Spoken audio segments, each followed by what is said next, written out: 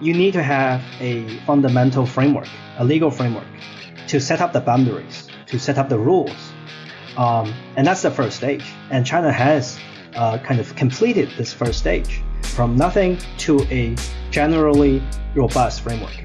When you say this is the Instagram of China, that is YouTube of China, kind of all this kind of talk missed the point now, because China has been already growing so sophisticated that a lot of the successful businesses in successful platforms in China are pretty much made for China. But time and time again, we've been observing this one key thing about China is that Chinese market is really huge, and it's huge enough. And there are a lot of different lower tier cities and different areas that offers huge growth to the different players. And it actually doesn't make sense to have one company to take the whole market.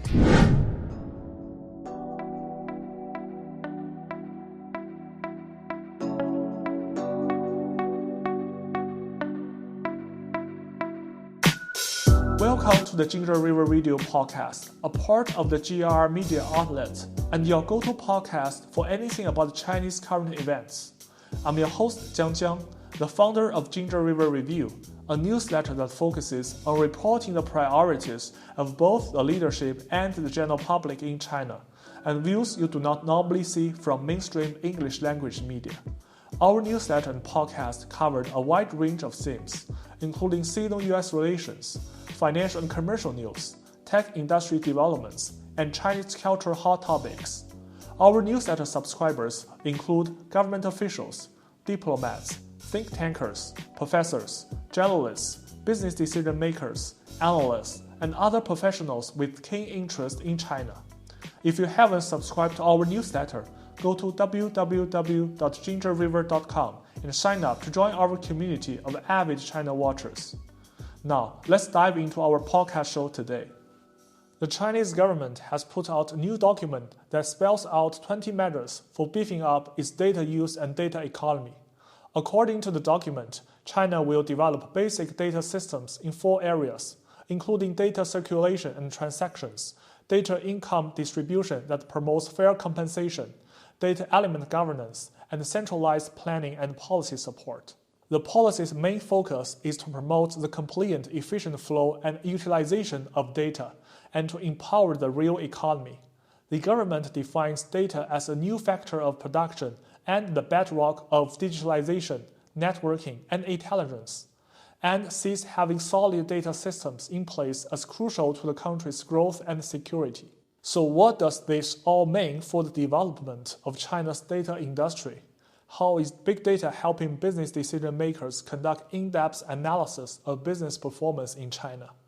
Is there anything that alternative data-driven business intelligence can tell us about China's economic recovery from the pandemic?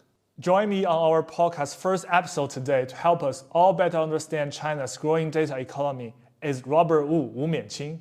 Robert is not only a longtime friend of mine, but also the CEO of one of the leading alternative data companies in China named BigOne Lab, BigOne Lab, which was founded in 2016. Robert and I went to the same middle school and high school. He then went to the Macalester College in the United States and the University of Hong Kong. Robert had been working in investment, finance, and tech sector for years before he became a leader of BigOne Lab. It's been an honor to witness his journey to becoming a successful entrepreneur and thought leader in China's big data industry. Hi, Robert. Welcome to Ginger River Radio, and thank you so much for being the guest of our first episode. Hi, Jiang. Hi, everyone. I feel so honored and excited to be the first guest in this podcast. And Jiang, I think you already know that I've also been a avid reader of your newsletter. It's really, I think it's done an incredible job of filling the gap between the two worlds.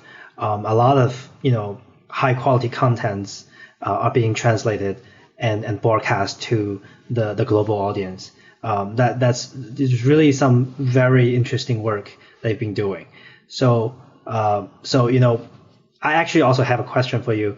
I know you've been doing that newsletter for a long time, but when and how and why do you think about having this podcast? Thank you, Robert. It's wonderful to have you. I've been thinking about creating a podcast show for a long time. In 2016, when I completed my MBA studies, I thought it would be cool to invite my classmates to share their post-MBA career and life experiences. So that was my initial idea. And even though I have switched to the media industry, I was still thinking about creating a podcast. And since I launched the Ginger River Review newsletter last year, I've got tons of new ideas for potential podcast topics. And I realized that interviewing friends and experts from different industries would be a great way to share unique perspectives from China with a worldwide audience. With so many of my buddies and former classmates doing interesting things and speaking fluent English, it would be a shame not to share their stories. And plus, creating a podcast is just something that I'm really passionate about. I love meeting new people, hearing their stories, and spreading their knowledge and experiences to others. So I went ahead and launched this show. And I'm stoked that you are my first guest. The first one, is always the toughest. So I really appreciate you being here. Yeah, thanks. Likewise. I echo a lot of what you are having in mind. Your dream and your goal here is really, there's definitely a lot of gap to be filled between the two worlds. And it's definitely very important in the current environment. Your work is really much appreciated. Yeah, and the Chinese data industry is booming, and the plan of 20 steps for boosting the country's data use and data economy offers a wealth of fresh and important information. But before we go deeper into that, as China has declared major and decisive victory in COVID response, why don't we just start with our review of China's economy recovery from the epidemic through alternative data-driven business intelligence? And Robert, could you share with us what your company is doing to help decision makers to transform the wide-range data into thought-provoking insights? Yeah, that's definitely our day-to-day job and the key part of the value that we provide for our clients. So we as you just mentioned, we were actually founded about 6 years ago, and over the last few years we've been really helping institutional investors, corporates around the world, but also in China to keep track of data and to understand the trends and nuances that are coming out of the data. And it has been, and especially for the last few years, because of all the COVID-related movements, trends, and also the recent kind of easing down of COVID, our clients, our users have been paying more and more attention to insights from the data perspective. So and I feel really glad to share some of what we have, especially recently. So for example, among our various data sets, we've been covering a offline kind of restaurant and dining chains of networks of at least 100,000 different locations.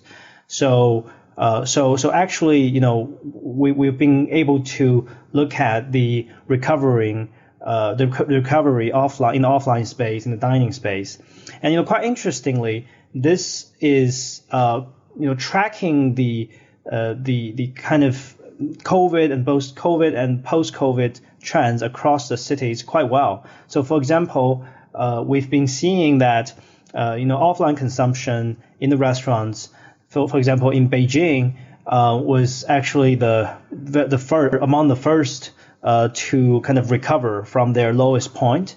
So, for example, as early as late December, we've been seeing the worst has already passed for Beijing. While for some other places where the COVID started later, the recovering point comes from around early to mid-January, around the Spring Festival period. And since late January and to current point, we've been seeing a a very robust recovery across the cities and across the regions we've been covering, as reflected in offline dining space. And it seems there being sometimes double digits, MOM and week over week kind of recovery.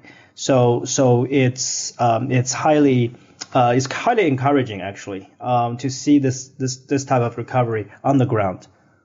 And just to be clear, how do you get the data from the offline catering or restaurants dining sector?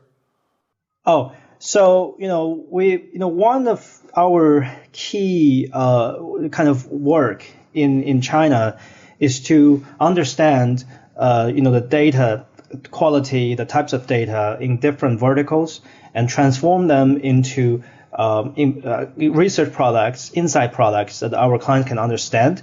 So in this specific case, we've been working with these kind of SaaS companies, SaaS providers that are serving the dining sector. So for example, when you come to a restaurant in China, now most of the cases you don't actually ask for waiter or waitresses for you to order.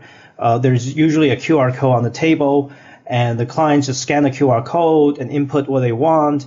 And this is basically a kind of electronic manual service. So for this kind of companies, they do get to record the kind of item to item data, and we kind of productize over that kind of data, and we label them onto the different brands, and we actually use that data to look at, say, beverages and beer brands and their performances. So it's been really powerful tool to look at the offline consumption space. And now, besides the brand level data, we are also able to aggregate more macro level data.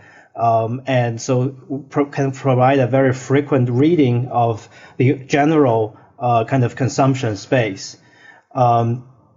So just to also want to be clear, the data we are collecting are highly compliant. We don't know when we get the data, we don't know the name of the merchant, and we don't know the name of the individuals that are submitting any of the data. What we are getting is just totally anonymized and statistical data,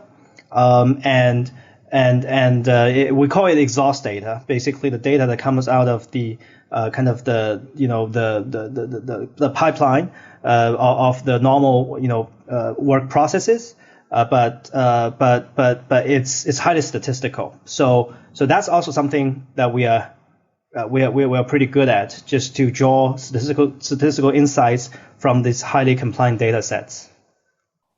And what is the difference between the data or the data tools your company is using or developing comparing to the data company like Nielsen or some other like more traditional data companies? Yeah, so the one key differentiation is we are very China focused, and we are not limited to any one type of data sets. So for the companies you mentioned, some of them just focus on, say, the supermarkets data. Some of the companies focus on e-commerce data. But for us, here at BigOne Lab, we take a kind of a full solution, kind of a total view of all the kind of data types, and we talk with all the data owners, and we try to transform them into the actionable insights. So we have the catering data we talk about. We have e-commerce data. We have offline convenience store data. We have truck movement data. We have a lot of different data types to look at different industries and different sectors. And we are very much focused on China. Yeah, so I think that's one key area of difference. Yeah, and you just mentioned that actually the offline activities is resuming in China. And with the optimization of the epidemic control policies, so people resume their offline activities. But in this regard, has the development of some digital economy during the pandemic been affected, or has the situation between both online and offline become better than before? Yeah, so I can offer you insights both from the data and also from just my daily life, the anecdotes that I've experienced. So basically, what I've been seeing is a kind of all-channel kind of recovery, both offline and online. In the offline space, besides the kind of the dining sector that we mentioned, if you look at just traffic congestion, if you look at business travels, it's really in a kind of a full-on mode.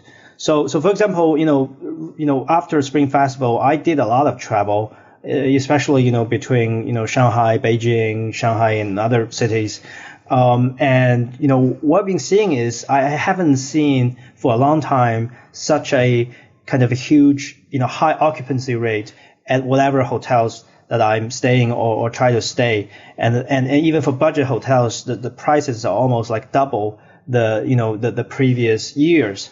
It just really shows the Chinese people are really hardworking, and there's just a lot of people kind of going back immediately to this kind of full on energized mode to work very hard and to spend hard as well. On the other hand, if you look at the kind of online space, you maybe assumed that once the kind of COVID eased, you thought the kind of the trend online will die down or ease down, but actually that's not what we've been observing. We've been also observing more active movements over there. So for example, for China's largest food delivery platform, Meituan, we had the data in January. And at January data is actually, we saw a double-digit growth as compared with, say, the February data of last year.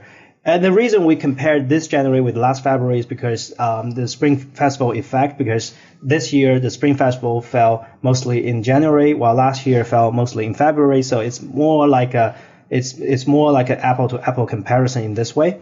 But in any case, even with Spring Festival, and even with some COVID complications in the beginning of January, we still see this robust growth.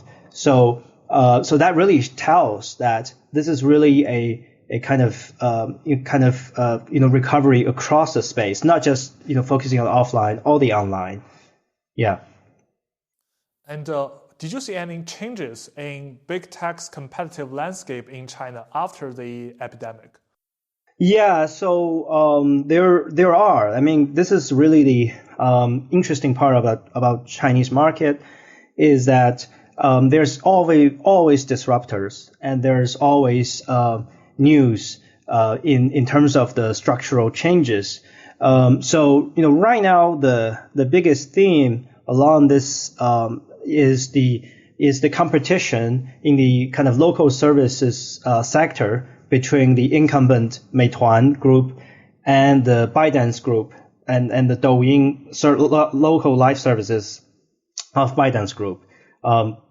So since Douyin has been kind of really focused on the life services sector, we've been seeing double-digit MOM growth every month. We've been tracking that. We've been tracking their local life services. We've been tracking the coupon sales, and also Douyin's own delivery services. So really, like, for example, compared with January to December, we see over 30% growth just in terms of the number of merchants on the network, and also in terms of the number of sales of coupons. So to be sure, this kind of growth is coming from a low base for Douyin. But because of all this huge traffic on Douyin platform, this growth is also not surprising to many people. So a lot of people are paying attention to the kind of the market position of Meituan, because as you can understand, as a big listed company, there's a lot of investors of Meituan. So a lot of them are concerned about the competitive landscape. And actually a lot of clients are approaching us to ask the question, what kind of the long-term kind of structural pressure that Douyin will have on Meituan's platform. So we actually also can have some insights on that. because even though the local live services is a new business, Douyin has been doing e-commerce services for a few years and been doing really successful. We at BigOne Lab, we've been tracking Douyin's e-commerce about 3 years ago, as early as 3 years ago, and we're comparing that with we witnessed the moment when Douyin was really taking aggressively the market shares from incumbent player like Alibaba, especially in some core segments like makeup and food and beverages, for example, and clothing. But just to join the just look at the experiences of this e-commerce landscape change. We also are observing that it's also very hard for Douyin to replace the Alibaba or other incumbents as the key as a central player in the e-commerce field, and this is really because Douyin's they are essentially entertainment group, they are entertainment platform, and there's a lot of live streaming and there's a lot of entertainment value involved with their model. So for certain categories like makeup, that makes sense, but for some categories like digital products, home appliances, it still tend to be a kind of small player. So what I'm just saying is different type of services are just catering to different kind of demands, and it's not really about one player takes everything, winner take all kind of situation. It's really just you have different services tailor made for different group of consumers, and so on the one hand it definitely will lower the expectation for the market potential of Meituan, but time and time again we've been observing this one key thing about China is that Chinese market is really huge, and it's huge enough, and there are a lot of different lower tier cities and different lower tier areas that offers huge growth to the different players, and it actually doesn't make sense to have one company to take the whole market. It's just natural that there could be a diversity of services catering to diverse needs, and it's just totally natural and totally makes sense. Yeah, and I also want to discuss a little bit about another apps. I don't know if you have any data about that. The app called Xiaohongshu, the little red book. I think that app is also experiencing a robust growth during the epidemic. Yeah, definitely. I mean, it's really one of the key beneficiaries of the epidemic, but also just in terms of the users growth, in terms of the content growth. Right now there being a trend in China that a lot of people, when we look for something, they look for a tip, or look for advice, look for what kind of food they want to cook, or what kind of places they want to travel to. Xiaohongshu has really taken kind of the lead spot in terms of the go-to place. It's almost like a search engine now, because it's just so much good content over there, and that content was kind of snowballed during the height of the COVID. For example, there are places, there are segments like cooking, home living, and for these segments, they are just attracting a lot of good contents when you are staying at home and locked down at home. So definitely it's a huge thing right now. And some people compare Xiaohongshu with Instagram in America. Do you think that they are similar? I think actually it seems that Xiaohongshu is developing more like functions, or providing like a wider range of information to the users. Yeah, it's actually not the same thing. I mean, a lot of things now, are when you say this is the Instagram of China, that is YouTube of China, kind of all this kind of talk missed the point now, because China has been already growing so sophisticated that a lot of the successful businesses in successful platforms in China are pretty much made for China. So on Instagram, a lot of that is about, kind of showing off and have your kind of social image.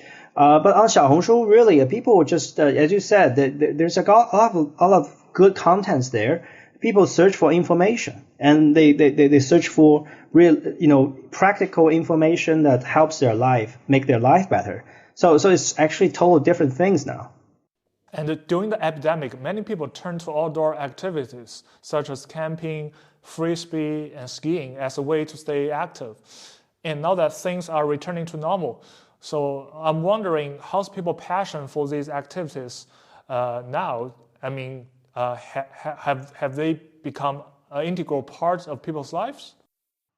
Yeah, outdoor activities is also a key beneficiary of the COVID. We see, all categories of outdoor kind of products and services have been growing exponentially. Camping products, tents, outdoor shoes, outdoor clothing. And, interestingly, when you look at, January and recent data, these categories are still growing, among the fastest growing categories across, all the categories. So that kind of tells us that, really the disruptions, the kind of the changes in consumer behaviors, in consumer mindsets caused by COVID in this specific area has been, it seems more likely that it's more structural than just short-term changes. Many people are now adapting to a life of, spending more time outdoors and do a lot of, getting close to nature and do a lot of these outdoor activities. So this could be a big fundamental long-term impact of COVID in China. Mm-hmm. And I think you mentioned that your companies have clients. And can you tell us more about what type of clients they are? Oh yeah, so definitely we serve institutional investors, including both hedge funds and also China domestic mutual funds. We also serve private equity and venture capital funds to help them find the potential opportunities. We also serve corporate clients. Of most of the internet companies in China, most of them are already our clients. We also serve a lot of consumer good companies in China. So it's a diverse client base. And I believe that, communicating with the clients also may get you, valuable insight or information about the industry. And I want to discuss a little bit about China's one of the most exciting and rapidly evolving industries in China, China's electric vehicle sector. And as subscribers of newsletter know, we have been keeping a close eye on this sector. And recently, Miao Wei, the deputy director of the Economic Committee of the National Committee of China's top political advisory body, made a statement in a panel stating that China's new energy cars are not oversupplied. So what is the latest trend in China's new energy vehicle sector according to your observation? Are there any new developments that we should be aware of? Yeah, so it's really hot sector. I don't know any institutional investor who is not looking at this sector. And interestingly, you mentioned that, how we interact with our clients are also quite revealing to understand the trends in a sector. And it's especially so in this sector. In the very beginning, like say a year ago or something, when NIO, Li Auto, all these new brands are, getting to the capital markets, and starting from a low base of growth, people mostly just pay attention to a very, very direct metrics, which is the delivery of the vehicles. The more the better. The more vehicles delivered, the more market shares. So potentially, then you have a bigger mind share in the consumer's mind. So that's one stage. A lot of people pay attention to this kind of data for a long time. And then, after certain time, the penetration rate of electric vehicle has been growing. And actually, right now, China has one of the, highest penetration rate of electric vehicle sales in the whole world. So, and the market become a little bit mature. And then, from the institutional client's perspective, they are now paying more and more attention, not just to delivery, but also to the order. So that's the action pre-delivery, the preferences of consumers of different brands, that could be indicative of actual delivery, actual sales. And now we have been even seeing more advanced signals and also more advanced needs. So, for example, many people are questioning and wondering. Even before a consumer make an order, what are people are thinking about the brands? What are the talks? What are the kind of opinions of different brands, different models? So now there have been clients asking us, what's our perspective on it? What's the, once we consume and analyze all the kind of online discussions and offline discussion about a certain brand or model, which brand is really winning out and getting the best views, getting the best reviews. So we've been doing that. We for example, we've been looking at the the comments about certain aspects of a brand, like their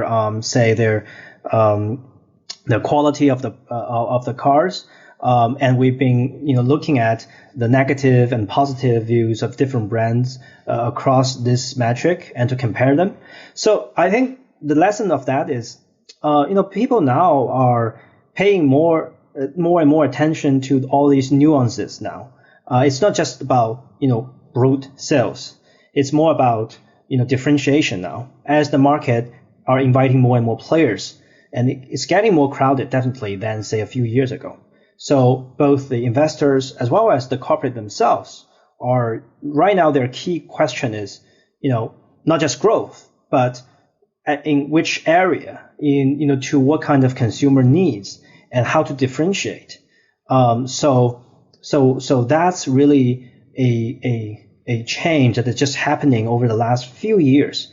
But we are already seeing this market has already been more mature and paying more attention to the consumers, and becoming more tailor-made and becoming more kind of customized.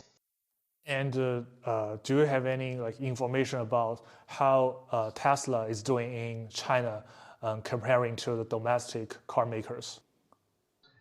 Yeah, so it's really a disruptor for the Chinese market. Actually, the explosive growth of Chinese EV market is almost at the same time, with when the first car rolled out of the Shanghai factory of Tesla. It's right now Tesla is still a leader in many aspects, and is also a disruptor because of their kind of unorthodox pricing strategies, and the quality of their product. So it has really set up a good example for the whole market. But we are seeing more domestic brands are catching up. And it's not like Tesla is controlling the whole market. And actually, we're seeing more and more domestic brands taking more shares, as the technology gap become lower and lower, and the price gap actually is quite competitive for many of the domestic brands. So thanks to Tesla, we are thankful for Tesla, but the market is a very diverse market. Those are all great points. And I want to go back to the 20 matters on boosting the country's data use and data economy. As a professional in the data sector, how do you see the importance of this policy? As we mentioned that the policy's main focus is to promote the compliant and efficient flow and the utilization of data and to empower the real economy.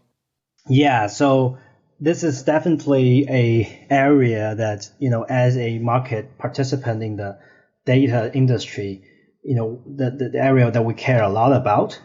We did a very thorough reading of not only the 20 measures, but also all the, the previous kind of regulatory documents. So, this is how we, think about this. So, the whole data-related regulation or government policies really started just a few years ago. It started it kind of progressed in different stages. So in the first stage, it's about setting up a kind of overarching legal framework. Before a few years ago, there's no law about, say personal data protection in China. There's no law about data security in China.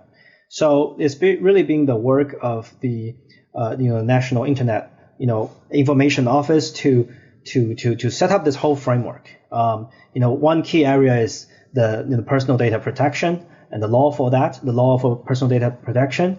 A few years ago, when you are in this market, you had this impression that, probably Chinese people don't care about personal data. And there's just really no such thing about protection of personal data. But then problems happen. A lot of, bad people, they're using personal data to do some, bad stuff and profiting from that without, personal permission. So then that's where the society comes to the view that, okay, personal data is important. You have to have a legal framework for that. And now what you're seeing is, now it's been just in a span of a few years, we come from, oblivious to personal data to the point that, we are very sensitive about that. And there's a lot of policies, regulation in place. So I think this is very positive.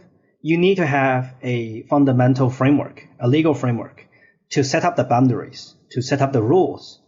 And that's the first stage. And China has kind of completed this first stage from nothing to a generally robust framework.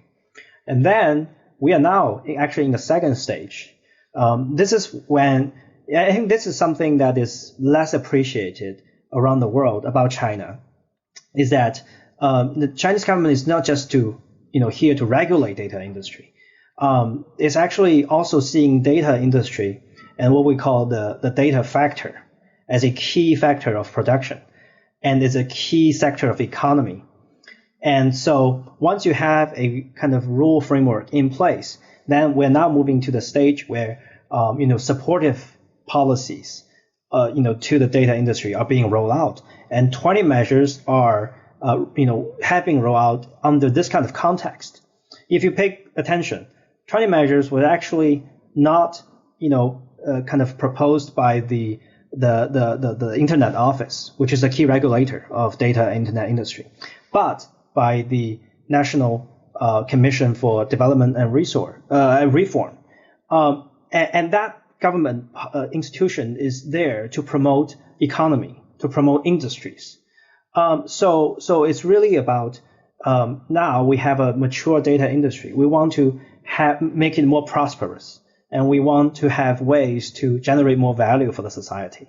So this is I think a very interesting stage we are in now, and I feel really excited to be in this stage of the industry. And could you be more clear about, explain to the listeners the types of data property rights? Because it's a new thing to some people, and I believe that people want to have more better understanding about what real property rights they have, data property rights they have. Yeah, this is a very good question. When you have this legal framework, and when you see data as a production factor, and it's something of value, then you definitely cannot avoid who owns the data, right? But it's also quite, complex, because data is not a physical object. It's not a kind of piece of land. It's not just like one thing there. The value of data depends on how you use it. Data itself has no value. You cannot live in data. You cannot eat data, right? You cannot really move places with data. It's a very intangible thing and depends on how you use it. And it has different values in different segments, different ways, different scenarios. So we can, the general direction now in China is not to define data as a static thing. There is really the ownership property rights, the ownership rights of data, but also there are rights of usage, the rights of making this thing more valuable.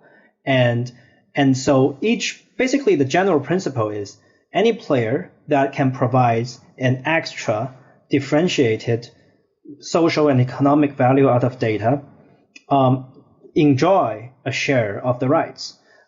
So I think that's very good. That's open-minded and more realistic view of property rights in China. In data industry in China is very helpful for the all kinds of market participants. And what challenges do the data industry might face in China? There are some, and it's even with all the regulations and with all the supported policies, there are definitely challenges we are facing. So one thing I can think of immediately is a lot of areas still not defined, gray areas. I mean, for these areas, it's even kind of a gray area around the world. There are a lot of there's the reason that data is such a kind of frontier of all the regulations is really around the world is just a lot of undefined areas. So for example, the kind of ownership of publicly available data, right? So for example, a lot of e-commerce companies in China, they are open to everyone to use, and on their platform they are showing much data, like say number of sales for different products, the prices. All these are publicly available. Each and everyone have access to it, and there's no differentiated. You don't have to pay to get this data. But then, who owns that data? Is that the property of, say, the internet companies themselves? Some people like us will argue back that no, because it's publicly available, so everyone can have access to it. So there could be some potential for argument over there. But on the other hand, we could also argue that this data actually doesn't belong to anyone except the original consumer, the individuals. Their action, create this data, right? So you have this space where there are a lot of stakeholders that could have legitimate claims to the data. So that's a key challenges here. There's no set rules. There's no one rule that can make everyone happy. And to me personally, I am of the view that data actually becomes to every individual participant in the industry, and especially belongs to every individuals, every consumers. At the end of the day, all data comes from each individual's activity. In an ideal world that I can imagine, everyone, through their kind of online footprints, they're generating data. But then at the same time, they are also able to extract value from their own data by controlling the access to their own data and selling their own data based on their own intention and decision. And that's as opposed to the current model where a few companies, they kind of centralizing all the data from the users for free and profit over that. And I think, the ideal world, the ideal model that I've just described is the way to go. And we are moving we're moving more and more to that direction. Yeah. And also there's another problem about, say, pricing of data. It's actually also a very highly complex issue. In China, a lot of places are setting up the so-called data exchanges supported by the government. But data exchange is something that's really complex. It's not typical kind of exchanges that you imagine, like stock exchanges. Again, a data is not a one item, one clearly defined item that can be freely traded. The data, as I just said, it just has different values in different scenarios. Looking this way, it has this kind of value. Look, using it that way, you have that kind of value. So it's really hard to have a real exchange in the real sense for data.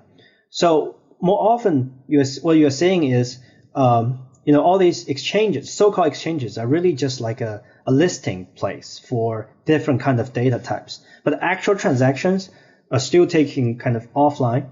So when it comes to pricing of data, it's a very opaque market, and it actually takes a lot of people, a lot of companies like us, like BigOne Lab, to really understand this and to bridge the gap and to make it to work. And pricing really comes out of the actual underground transactions that are taking place. So it's really hard to have a exchange in the normal sense in order for the value to be generated. Yeah. And how do you compare the alternative data-driven business intelligence in the United States and in China? Yeah, so I think the overall the West has a very a kind of an enviable position in terms of how they innovate and utilize the data.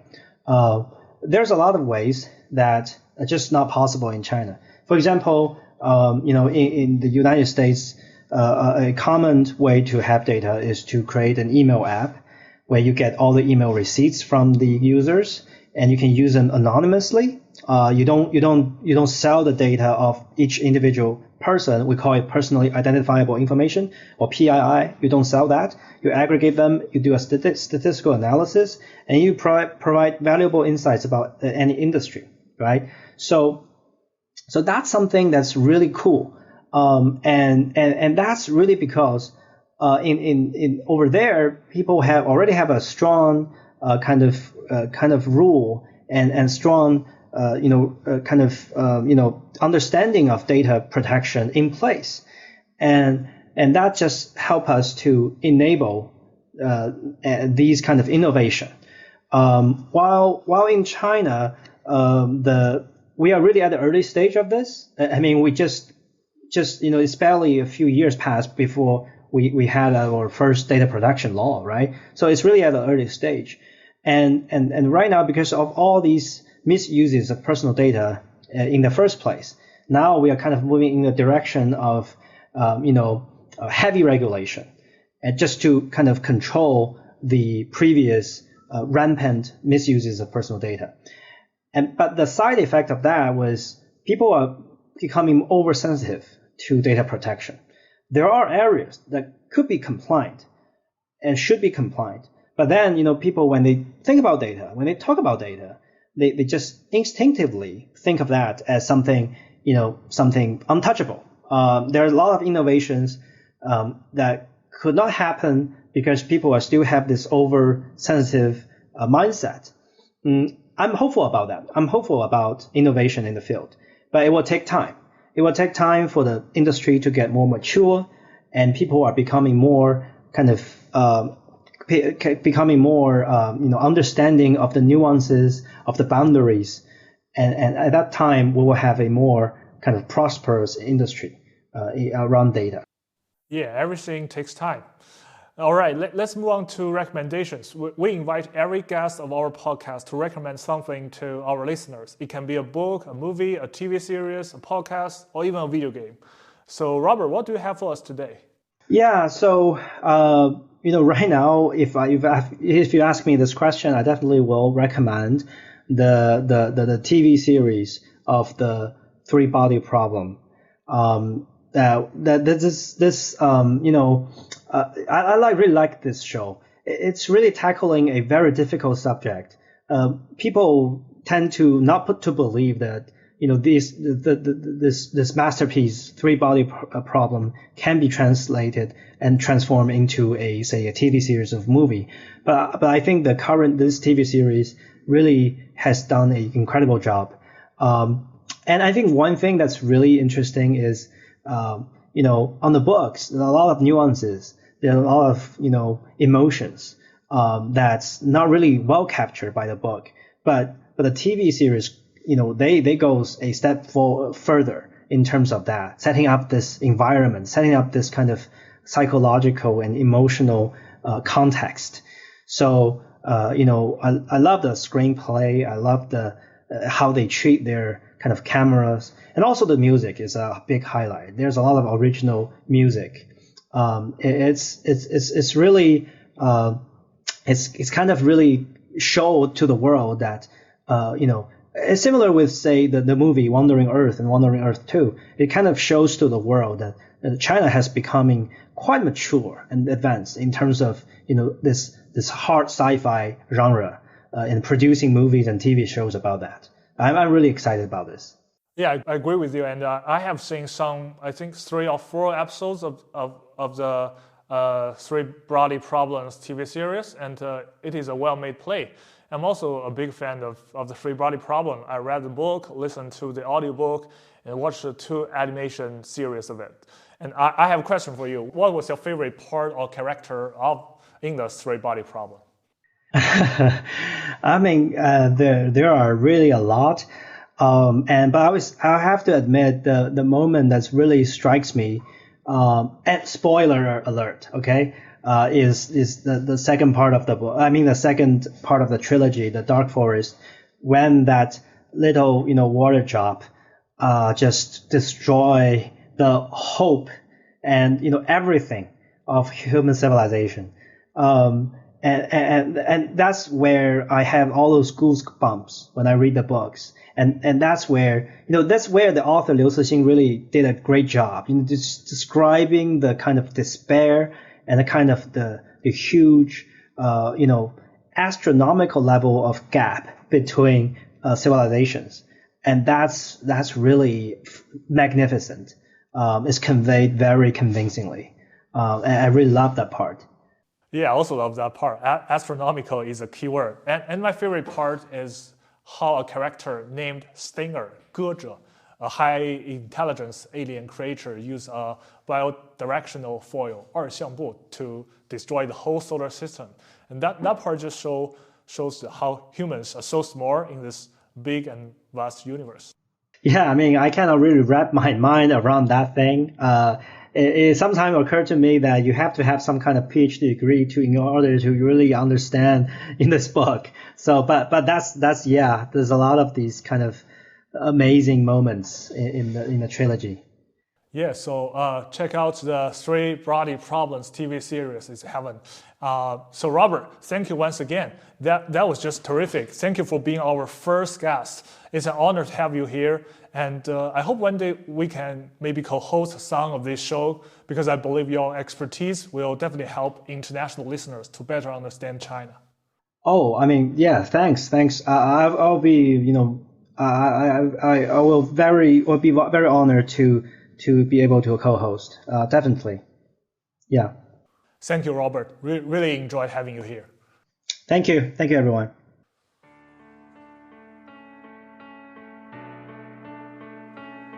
The Ginger River Radio Podcast is a part of the GR Media outlet. Our show is produced and edited by me, Jiang Jiang, Yu Liaojie from Shanghai International Studies University, and Jia Yuxuan from Beijing Foreign Studies University. For cooperation, investing, or feedback, email me directly at jiangjiang, jiang, @gingerriver.com, or just give us a rating and a review on Apple Podcasts. We would be delighted if you would recommend our podcast or newsletter to others if you find it helpful. Thank you for listening, and see you next time. Take care.